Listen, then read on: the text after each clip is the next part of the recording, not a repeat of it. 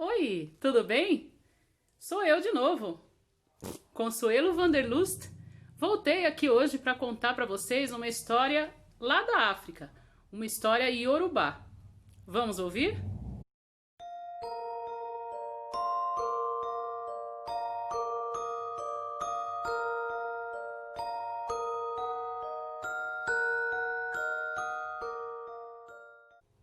A história que vou contar para vocês hoje é iorubá, faz parte da mitologia iorubá. E traz a história hoje de um orixá que pouca gente conhece, e quem conhece o teme. É o orixá Iku, a morte. No início havia um nada. E o Deus Supremo, Olorum, ele resolveu criar o universo. Criou os orixás e criou o Aie, que é a terra, e criou o Orum, que é o céu, onde habitam todos os orixás. O primeiro dos orixás, Oxalá, ficou responsável por modelar todos os seres humanos, para que Olorum pudesse dar-lhes a vida e povoar a terra, que é o Aie. Os seres humanos viviam bem aqui na terra, os orixás forneciam tudo para eles. Forneciam alimento, forneciam proteção, tudo o que precisavam. E por isso os seres humanos os adoravam e os agradeciam, sempre com oferendas fartas e muito bonitas e gostosas. Mas o tempo foi passando e os seres humanos foram esquecendo dos orixás. Foram esquecendo de quem tinha lhes dado a vida. Com o tempo, os seres humanos, além disso, passaram a se achar superiores às divindades. E aí foram deixando de lado todos os orixás. Indignados, eles se uniram e Oxalá resolveu dar um castigo para a humanidade. Até então, os seres humanos não morriam. Viviam para sempre felizes. Desse dia em diante, Oxalá decidiu, junto com os outros orixás, que os seres humanos teriam fim.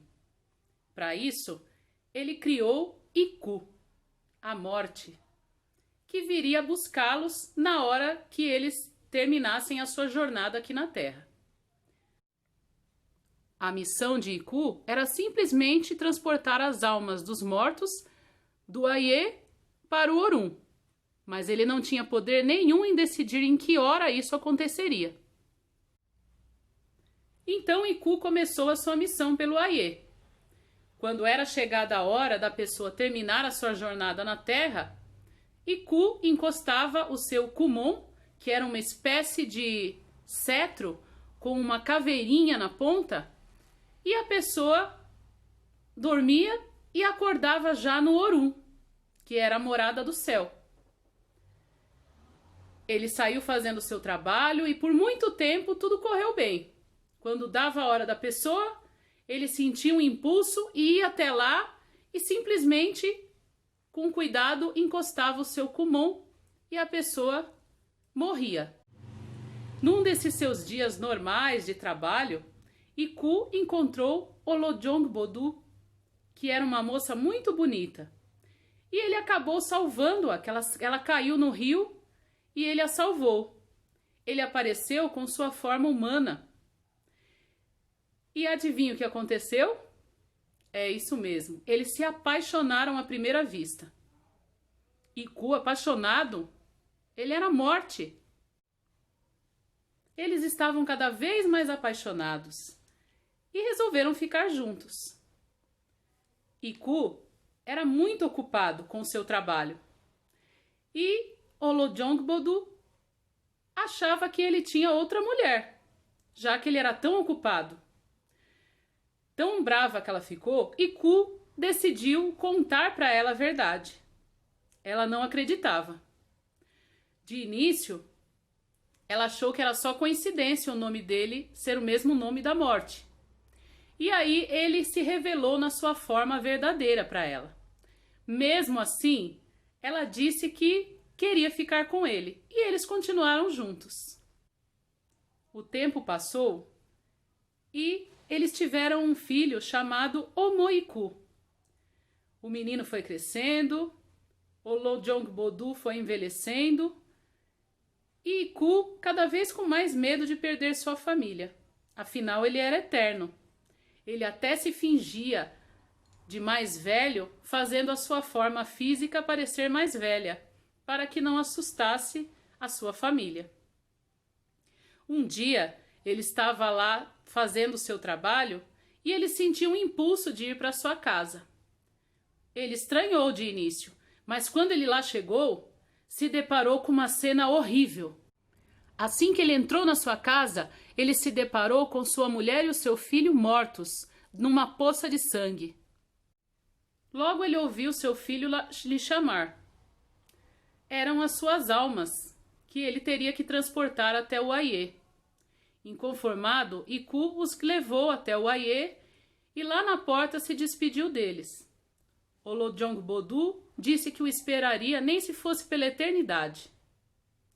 E assim ele voltou para a terra, voltou para o Aie. Mas Iku agora estava furioso. O seu Kumon, que era aquele cetro que ele usava para transportar as almas para o Aie, se transformou numa enorme foice. E ele ficou solto pelo Aie, matando todo mundo que ele encontrava pela frente, independente se fosse a sua hora ou não. Exu, o orixá dos mais espertos, ele logo percebeu o que estava acontecendo e foi procurar Iku para falar com ele. Ele o encontrou lá na tenda de Orunmila. Iku tinha ido até Orunmila, que era o adivinho, para consultar o seu oráculo, o seu Ifá, onde ele jogava os búzios para saber o passado, o presente e o futuro. Mas Orunmila disse que o Ifá estava calado, que não diria nada a ele. Iku ficou mais nervoso ainda e ameaçou Orunmila. Orunmila correu desesperado e fugiu de Iku. Orunmila teve a sorte de encontrar pelo caminho a orixá Yansan, a deusa dos ventos e dos trovões. Yansan também controla o mundo dos mortos, mas isso é história para uma outra vez. Vendo o desespero de Orunmila, Yansan ajudou a escondê-lo. Ele ficou bem quietinho no meio da trouxa de roupas que ela estava lavando no rio.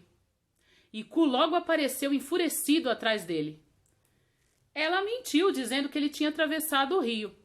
E lá se foi Iku. Logo apareceu Exu também.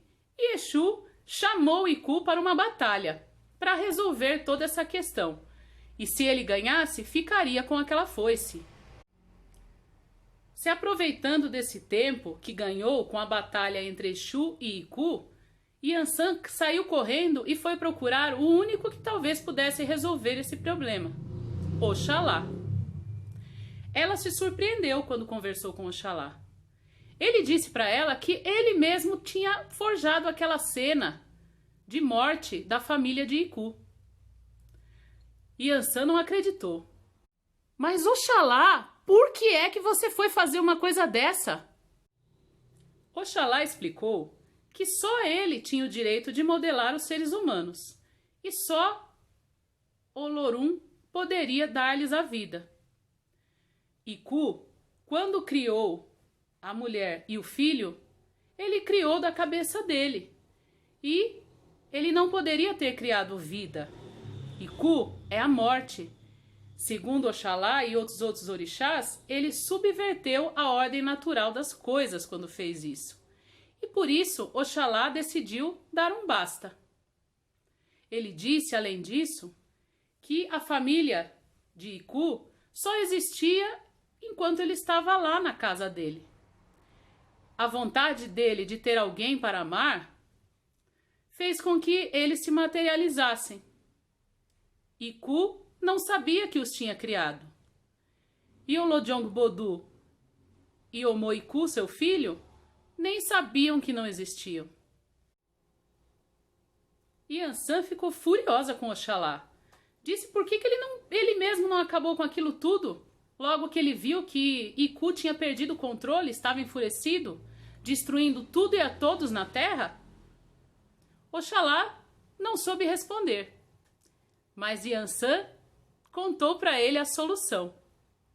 E você sabe quem é que fez Iku parar com a matança na terra? Yansan teve com Oxóssi, o deus da mata e da caça, 2 filhos gêmeos, 2 ibejis. Eram Taió e Caiandê. Os 2 meninos, muito levados, eles viviam pelas aldeias fazendo travessuras com os adultos. Era a coisa que eles mais gostavam de fazer. E um dia eles ganharam 2 tambores, um tambor para cada um, da sua madrinha Iemanjá, a deusa dos mares. Adivinha? Caiandê e Taió, assim que souberam que Iku estava descontrolado, matando todo mundo no Aiê, eles pegaram os seus tambores e um deles começou a tocar. Tocou sem parar. E eles tinham poderes mágicos. Esses tambores, quando eles tocavam, as pessoas não conseguiam ficar paradas. Começavam a dançar enlouquecidamente. Com Iku não foi diferente. Iku começou a dançar e, mesmo querendo parar, não conseguia. Muito espertamente, Taió e Caiandê se revezavam na hora de tocar o tambor. Por isso eles não se cansavam. Iku não aguentava mais e implorava para os meninos pararem de tocar. Eles fizeram Iku jurar que ele pararia com a matança na terra e aí sim eles parariam de tocar os tambores. Não aguentando mais de tanto dançar, Iku resolveu jurar que pararia imediatamente com a matança aqui no Aiê. Então os meninos pararam, cumprindo a sua promessa. Iku estava muito triste lembrando de sua família. Mas Oxalá, mesmo assim, o impediu de voltar à terra, na sua forma humana. Iku foi condenado a não conseguir nunca mais aparecer no Aiê com sua forma humana.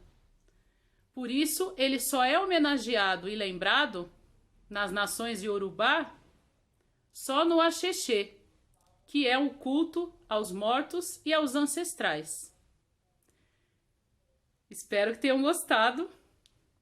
Na próxima eu volto com uma história de outro lugar do mundo.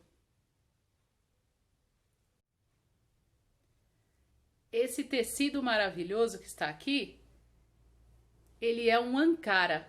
É um tecido cujas simbologias carregam muitos significados e ele é lá da Nigéria. Toda a costa oeste da África existe esse tecido, o ankara. Ele serve para se comunicar também. Eles são usados em cerimônias, mas também podem ser usados no dia a dia.